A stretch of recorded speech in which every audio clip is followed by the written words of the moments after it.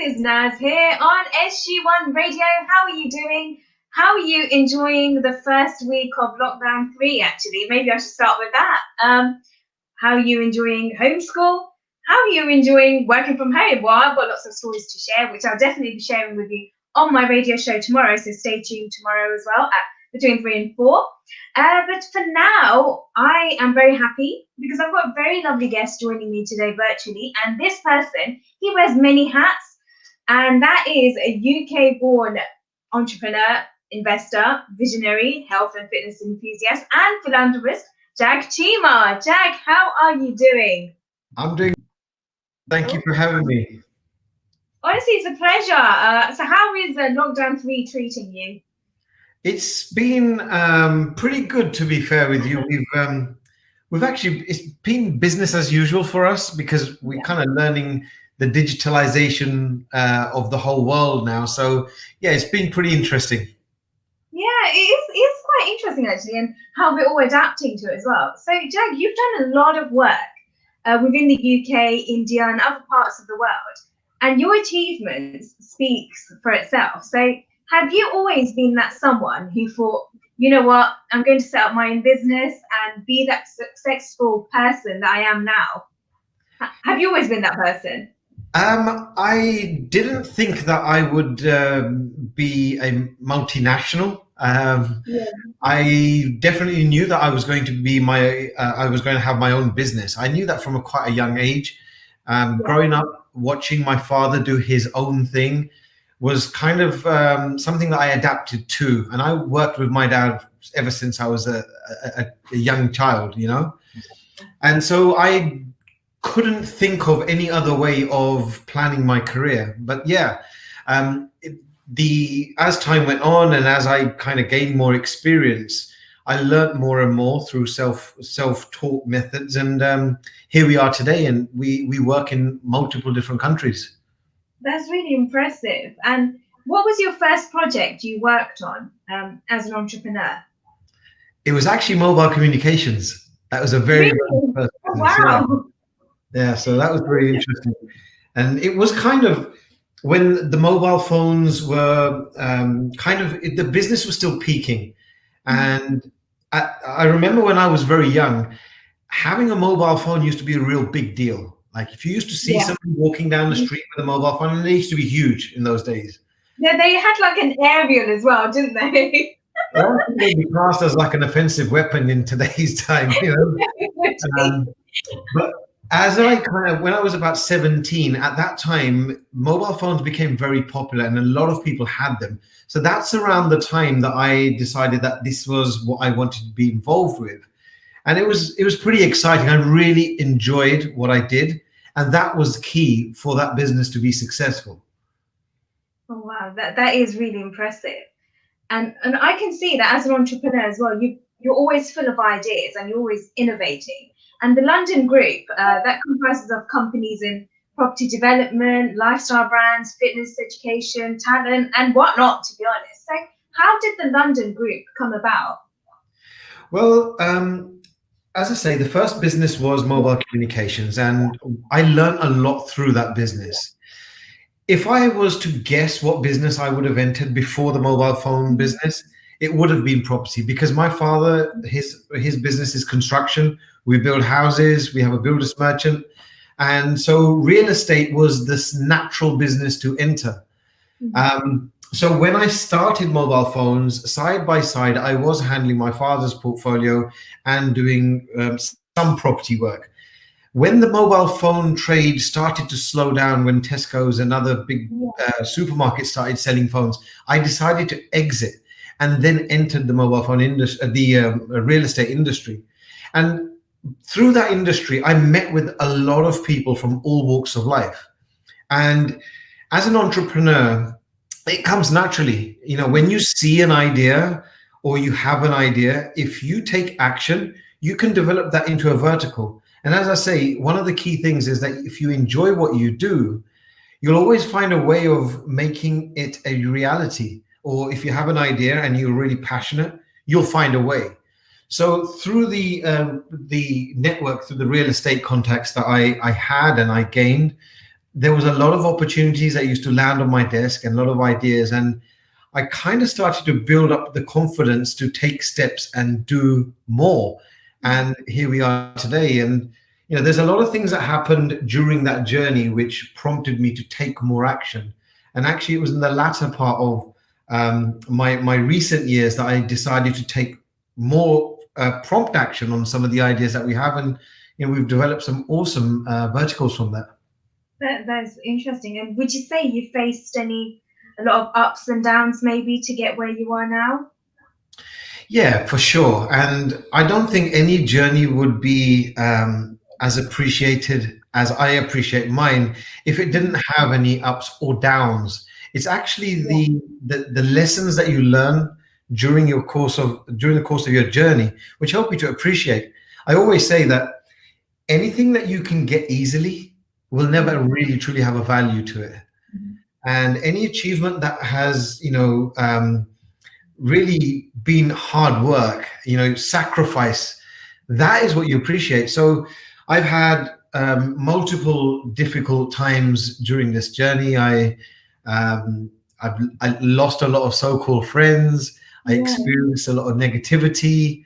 I lost my mum, which actually played a big role in the decision-making process. How I make decisions, it really affected that in a good way.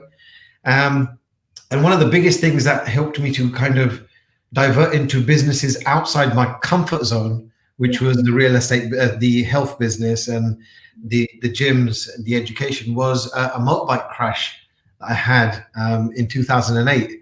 Helped me to realize that, if you really want to do something, do it, because time is not guaranteed for anyone. So, absolutely. Yeah. It's really well put, actually. You've been involved in a lot of different projects. So out of all, what would you say has been your most favorite project that you've worked on? Something you feel most proud of? Something that I feel most proud of, I would say it would have to be all of the projects within the fitness industry. And there's a reason for that. Is because I feel that those projects help to touch more lives around the world. And it gives me great satisfaction when I can see a project that we've set up, people take advantage of that and have smiles on their faces, and they improve their health and their wellness, and they get their families involved. So I think all of our projects within the fitness and wellness space are projects which I'm extremely proud of. While we're speaking on fitness, actually, you've also co-founded the Chris Gethin gyms in India, which is literally like transformed like the bodies of Bollywood celebrities like Hrithik Roshan, John Abraham, Ranveer Singh, and many others. Is there any particular reason why you chose India for your gyms? Well, yeah, actually there is. I was in India quite a number of years ago for the real estate business. We had a real estate business that I set up there. And while I used to be there, I used to find it very difficult to find a good gym to work out in. Yeah. And I studied the whole infrastructure, and I realized that one of the reasons why the gyms are not that great is because they don't have educated trainers, or at least those trainers don't have access to good education. So I decided in 2008 that I would help to change that. So long story short, we started to educate trainers in India, and we were making some progress. Yeah.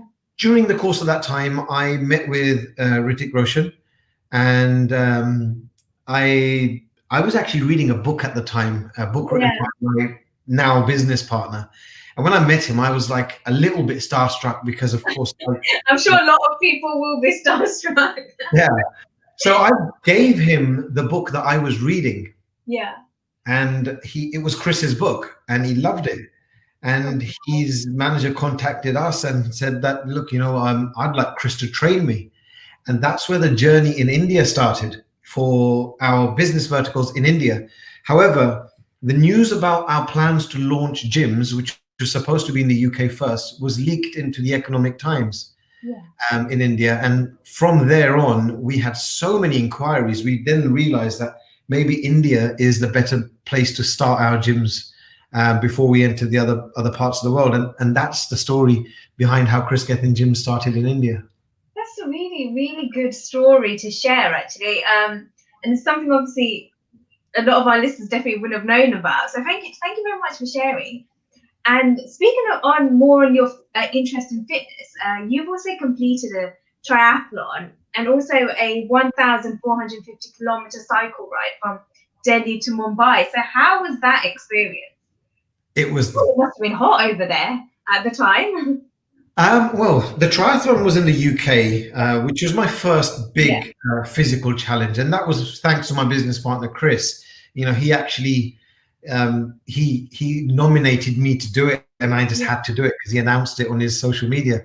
And once it's announced, I'm one of those people. I'm stubborn with my goals, but There's no going back. no, there isn't.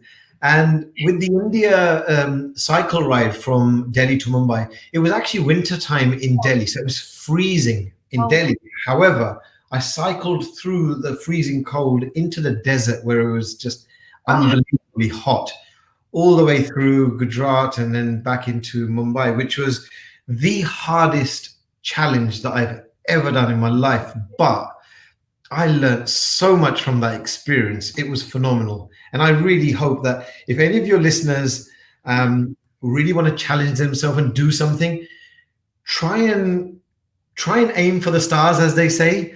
You'll end up on the moon, because if you're stubborn about your goals, you will definitely achieve them. During that cycle ride, it took me 5.5 days.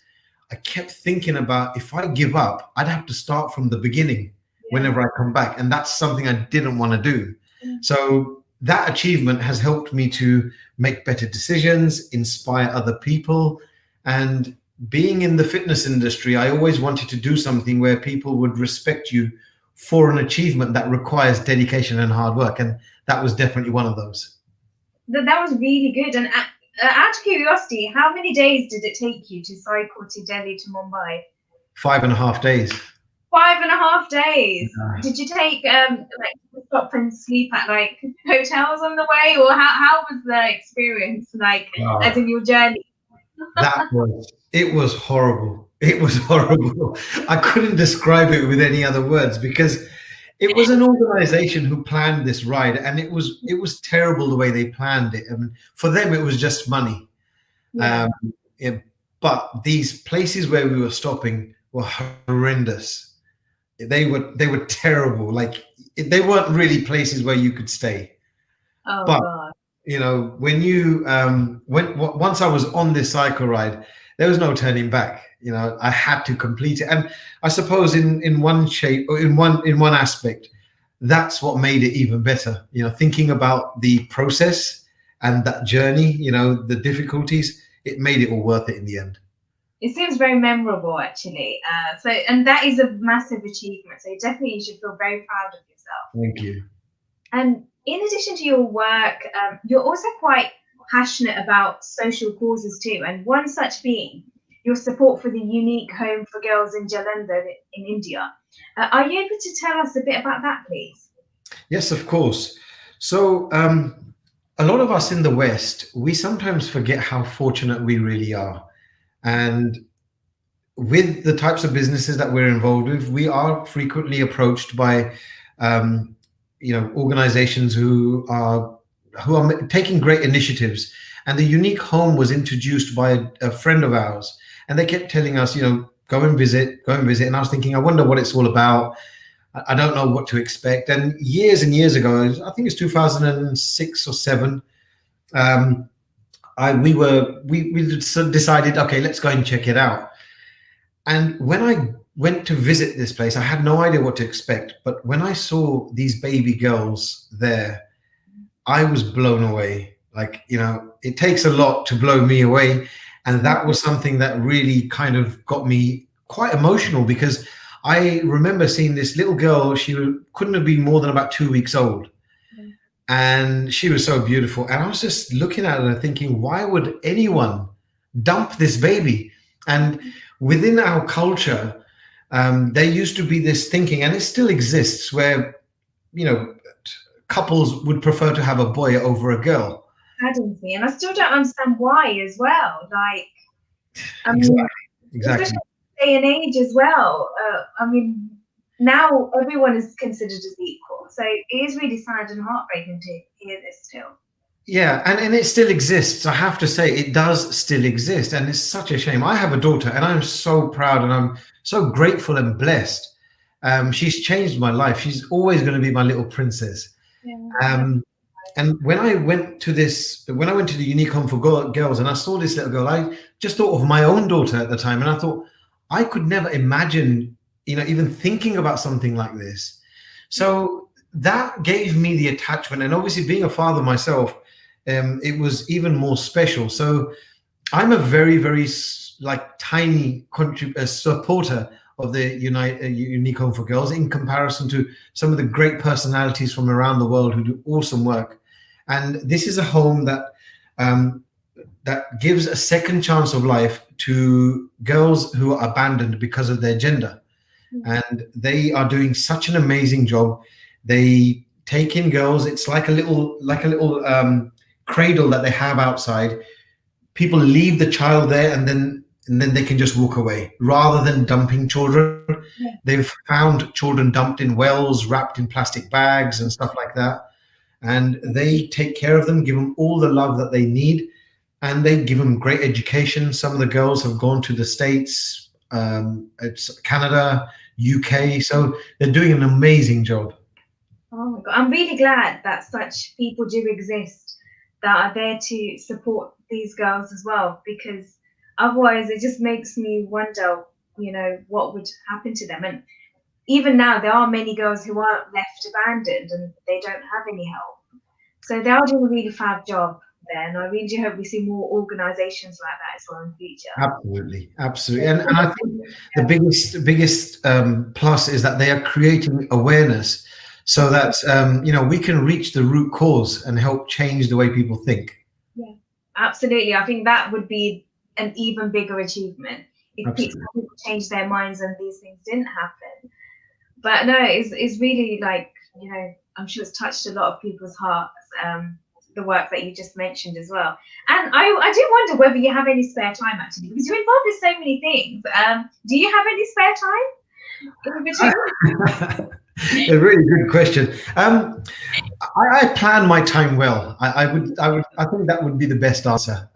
There's never enough time, and it's mainly about priorities. And I'm extremely proud of the great team that I have, around the world, that share the vision and help make this vision a reality. So it's never just down to one person. It's always a team of people that help us make this a reality. No, absolutely. What do you like to do in your spare time?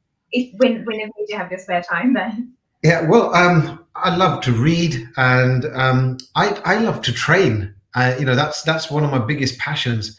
So one of the things that I've kind of started to do is venture into different types of physical activity. Like cycling is something that I love doing.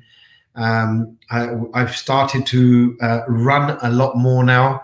So most of what I do is around physical activity, and it's just a case of trying to better myself.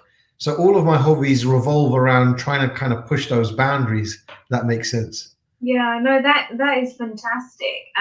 But suppose you didn't go on to become an entrepreneur and do the things that you're doing now. Was there anything else that you might have done? Suppose, like, would you have taken another path, or was this what you were destined to do? You think? Well, I just remember my dad saying to me, and he had one of two options when I wanted to do what I wanted to do, like my first business. He said, "Well, look, if you fail, you're going to work in the builder's merchant," and that's something that I didn't want to do. I just didn't want to have anyone say to me, "I told you so," and now here's the plan B, which was to work in a builder's yard. And I'm not afraid of the heavy work or anything like that. But I think if I wasn't successful, then I would be working in the builder's merchant. It would just be as simple as that, and eventually run the builder's merchant for the rest of my life. That's interesting, actually. No, impressive. But I know right now we've got all this whole COVID situation and everything. But in general, what are your future plans? What is it that you'd like to do in perhaps the upcoming couple of years or so? So, the real estate business is in my blood, and we are still acquiring. So, acquisitions are still happening at the moment. So, that is something that will always happen. But some of the things that I'm really excited about for the future are digitalization of some of our health and wellness verticals. We are working on some amazing apps, which are going to be completely different from what's out there at the moment, reaching more people in remote areas of the world, which is something that we're extremely excited about, thanks to technology, Wi-Fi, internet, but actually moving a little bit more into science-backed verticals. So we're about to launch health optimization clinics here in the UK, and that involves things such as IV. So you can have intravenous for vitamins and so forth. We're going to have a lot of unique formulas, cryotherapy, red light therapy, hyperbaric oxygen chambers. So that's something that I'm extremely excited about, and that will start to surface from around March. Yeah, that is really exciting. Oh wow. We definitely are excited to hear more about that as well in the future. What words of advice would you perhaps give to someone who was looking to follow your footsteps? I would just say, if you believe in something, don't procrastinate. I was actually talking to somebody yesterday on a similar lines, and the question that I was asked was, "What was the biggest mistake that I've made? What is the biggest mistake that I think I've made in my business life so far?" And I think it's not what I've done; it's the things that I didn't do. So if you believe in an idea, in a vision, go for it. Because if you fail, you'll learn a way that it didn't work, and you can try again. And if it works, happy days, you can go and develop it into something amazing. That is a really good point of advice, definitely, and I hope our listeners are making note of this. And how can our audience keep up to date with you and the work that you're doing? Are you active on any social media platforms? Yes, absolutely. So Instagram is great. Quite active on Instagram. So that's at Jag Chima, or the website, jagchima.com. Brilliant. Well, Jag, definitely it's been lovely speaking with you here on SG1 Radio, and really excited about hearing about your journey as well. So, yeah, for myself and everyone at SG1 Radio, we definitely wish you all the very best. Take care and keep safe as well. Thank you so much for your time. Thank you, Naz. Thank you very much for having me. No, honestly, it was a pleasure. And our listeners as well, stay safe. Take care. Bye.